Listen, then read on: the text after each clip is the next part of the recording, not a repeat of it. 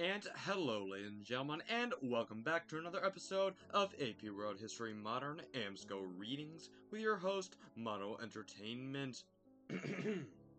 Anyways, today we're reading Chapter 3.3, Empire's Belief Systems. Alright, now let's begin the reading.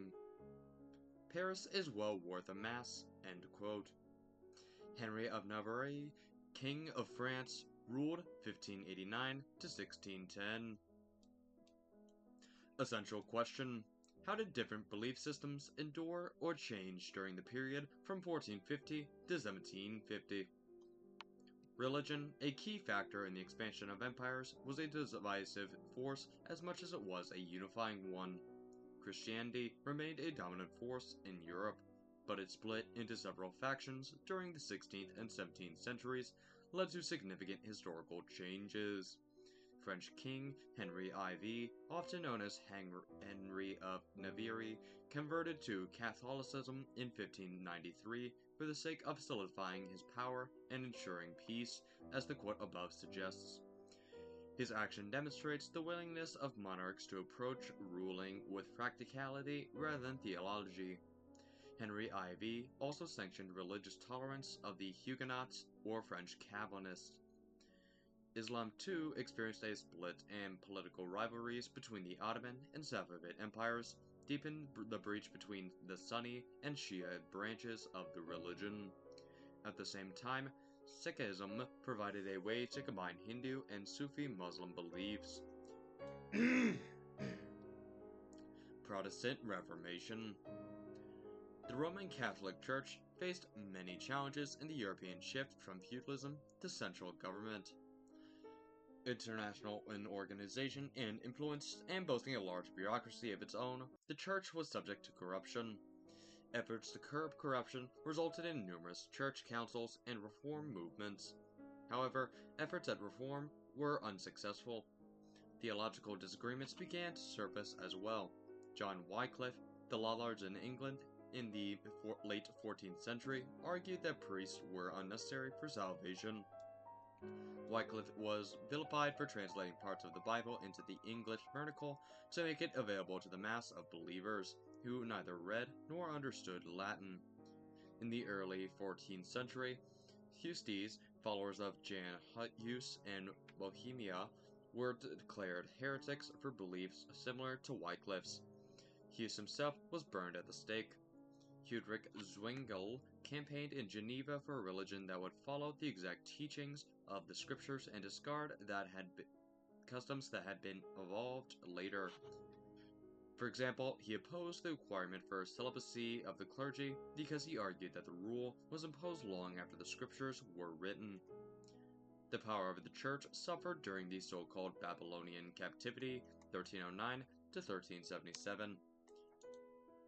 When the papacy was located in France rather than in Rome, the captivity gave French rulers greater influence over the church, even the ability to decide who should be pope. Newly centralizing rulers, who coveted church lands and authority, began confiscating wealthy Catholic monasteries and sometimes established their own churches. In the eyes of believers, the church suffered farther when it failed to stop the Black Death. Lutheranism. A monk named Martin Luther in Wittenberg, a German city in the Holy Roman Empire, 1800 to 1806, concluded that several traditional church practices violated biblical teachings. He objected to the sale of indulgences, which granted a person absolution from the punishments for sin and testimony, the selling of church offices. As a result, Luther defiantly challenged the church by nailing his charges, the 95 Theses, to a church door. Luther advocated for the theological stance of sola fide, faith alone, for the basis of salvation for the Christian believer. The church reacted harshly. It and the local political ruler needed the money these practices generated. Luther persisted. In January 1521, Pope Leo X excommunicated Luther.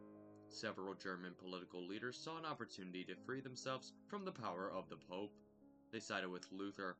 Soon, what had begun as a minor academic debate became a large major split in the Roman Catholic Church and the Holy Roman Empire. Luther was not a political or social revolutionary. When German peasants rebelled, he did not support them, but his theological ideas had social impact on the clergy as well as on women. Luther taught that women could have direct access to God just as men could. Luther taught that women, and Luther's emphasis promoted women's literacy. He believed that women had significant roles in the family, particularly teaching their children to read the Bible.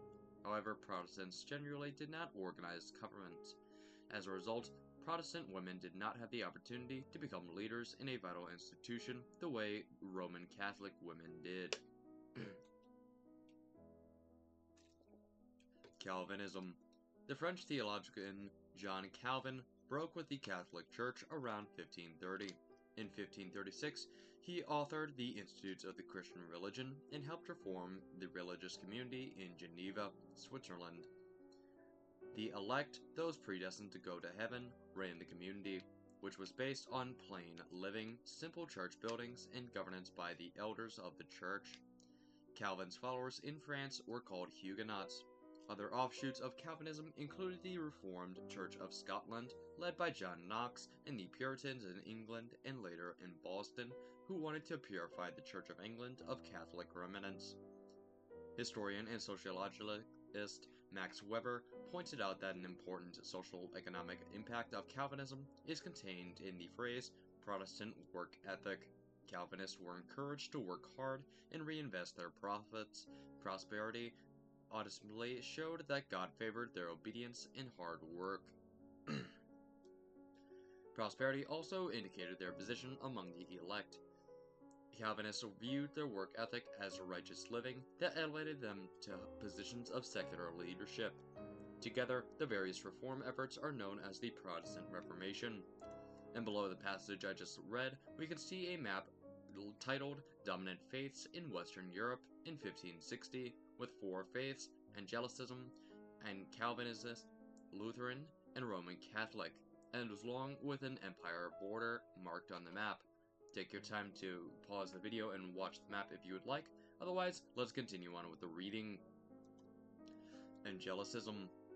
The last of the three major figures of the Reformation was England's King Henry III, or Henry VIII, ruled 1509 to 1547.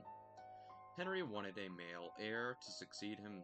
After his wife gave birth to several daughters, Henry asked the Pope to annul his marriage so he could marry another woman, Anne Boleyn.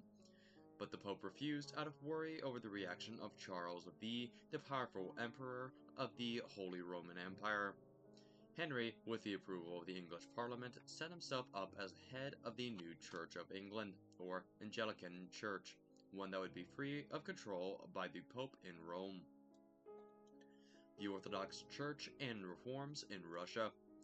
Charles V, or Charles V, had revitalized the concept of the universal monarchy and spent most of his reign defending the integrity of the Holy Roman Empire from the Protestant Reformation. Like Charles V, Peter the Great of Russia asserted his authority as he moved against the Orthodox Church. The Church had long been the force unifying the Russian people and the Tsars, who claimed to rule by divine right. Peter confirmed his power over the Church by abolishing the position of Patriarch, the head of the Church, and incorporating the Church into the government. In place of the Patriarch, he established the Holy Synod, composed of clergymen overseen by a secular official who answered to the Tsar. Peter raised the minimum age for men to become eligible to be monks to 50, preferring that the young serve first as soldiers. Peter's reforms were not welcomed by many peasants and old believers, a sect that opposed earlier reforms. Counter-Reformation or Catholic Reformation. The Roman Catholic Church, all-powerful in Europe since the fall of Rome, did not sit quietly by and let the Reformation groups take over. Instead, it embarked on a rigorous counter-reformation to fight against the Protestant attacks. A three-pronged strategy yielded such gains for the Church that it remains the largest Christian denomination in the world. The Church increased the use of the Inquisition, which had been established in the late 12th century to root out and punish non-believers. The Inquisition sometimes allowed the use of torture to achieve its ends. The Jesuits, or Society of Jesus, a religious order founded in 1540 by Ignatius of Loyola, also opposed the spread of Protestantism. The Jesuits undertook missionary activity throughout the Spanish Empire, as well as in Japan and India. The Council of Trent, 1545 to 1563, corrected some of the worst of the Church's abuses and concentrated on reaffirming the rituals such as marriage and other sacraments, improving the education of priests. The Council also published the Index of Prohibited Books, a list of writings that the Church banned, including Protestant copies of the Bible and the writings of Cornucopius. The Counter-Reformation was successful in that Catholicism remained predominant in the areas of Western Europe near the Mediterranean Sea. Moreover, later colonies out of the European powers often followed the lead of the home country in religion. Therefore, most of the people in the Spanish, Portuguese, and French colonies became Catholic. Charles V abdicated as a ruler of the Holy Roman Empire in 1555, discouraged by his inability to stop the spread of Lutheranism. He left Spain to his son, Philip II, and the Holy Roman Empire to his brother, Ferdinand. Philip II took the Catholic Crusade to the Netherlands and ruled its 17 provinces from 1556 to 1581. He later tried to conquer and convert England. In 1588, his Spanish Armada was defeated by English naval power. Wars of religion. Europe's religious divisions led to frequent wars. In 1546 and 1547, the forces of Charles V fought the German Lutheran Schismatic League. Conflict between Lutherans and the Holy Roman Empire resulted in the 1555 Peace of Augsburg, which allowed each German state to choose whether its ruler would be Catholic or Lutheran. As a result, churches and inhabitants were forced to practice the state religion. People who refused could move to another state where their preferred religion was practiced. France. In France, Catholics and Huguenots fought nearly half a century. Then, in 1593, King Henry IV, or King Henry IV, who had been raised as a Protestant, tried to unify the country by becoming a Catholic, reportedly saying that Paris is well worth the Mass. 5 years later, in another step to bring peace, Henry issued the Edict of Nantes, which allowed the Huguenots to practice their faith. The edict provided religious tolerance in in France for the next 87 years. In 1685, Louis XIV of France issued the revocation of the Edict of Nantes. As a result, France experienced social and economic effects. For example, many skilled craftsmen left France, taking knowledge of important industry techniques and styles with them. 30 Years' War. The final great religious conflict between Catholics and Protestants in Europe culminated in the 30 Years' War, 1618 to 1648, which led to economic catastrophe for most of the continent. The 30 Years' War was initially the result of religious conflict within the Holy Roman Empire. It gradually developed into a more general conflict involving European powers. Much of the destruction was caused by troops who were allowed to loot as part of their compensation. The war resulted in widespread famine, starvation, and disease. The war culminated in the Peace of Westphalia, which allowed each area of the Holy Roman Empire to select one of 3 religious options: Roman Catholicism, Lutheranism, or Calvinism.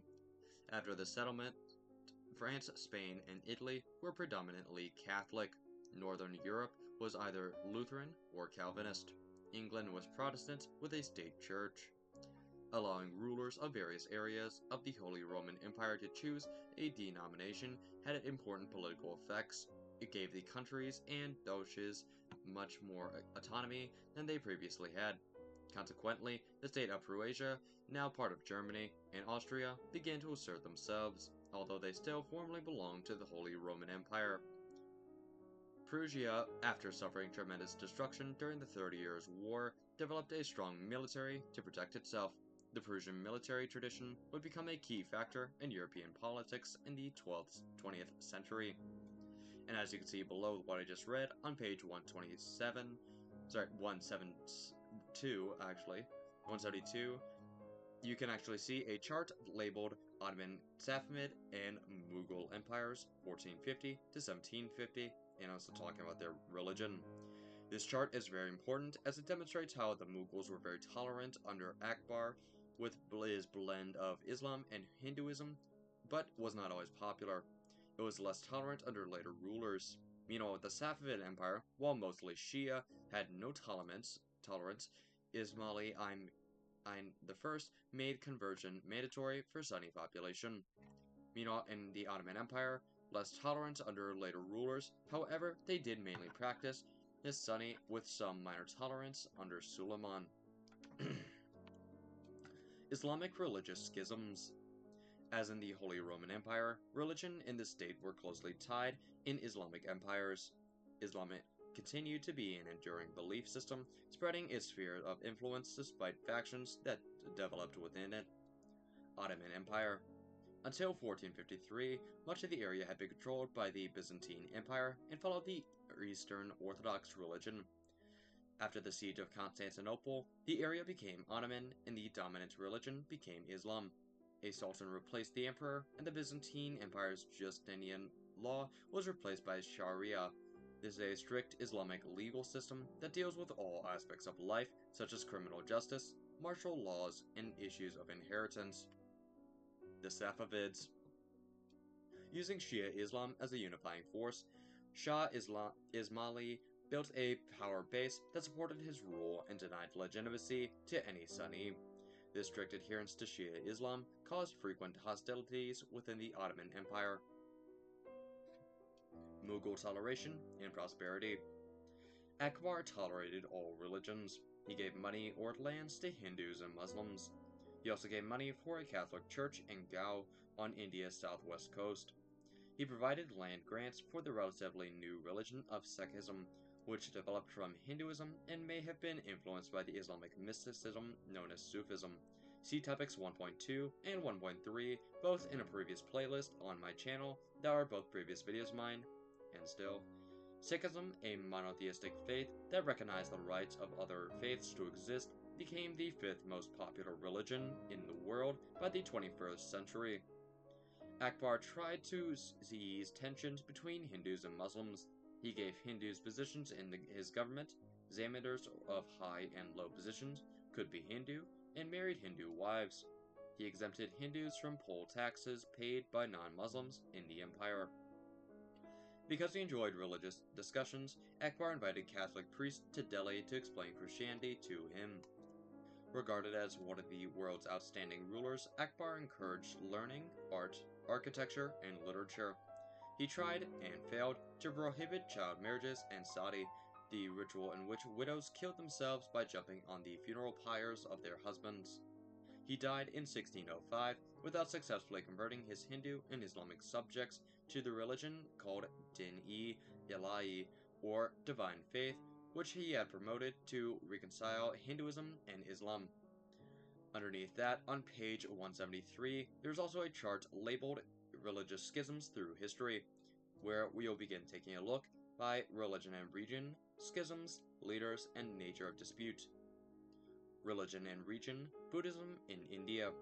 Schism, Theravada and Mahayana, approximately 300 BCE to 100 CE. Leaders, 4 counters held after the Buddha's death. Nature of dispute, disagreement between emphasis on personal meditation, Theravada, and public rituals and compassion, Mahayana. Religion and region, Islam and Middle East. Schism, Sunni and Shia, 632 CE. Leaders, Abu Bakr, Ali.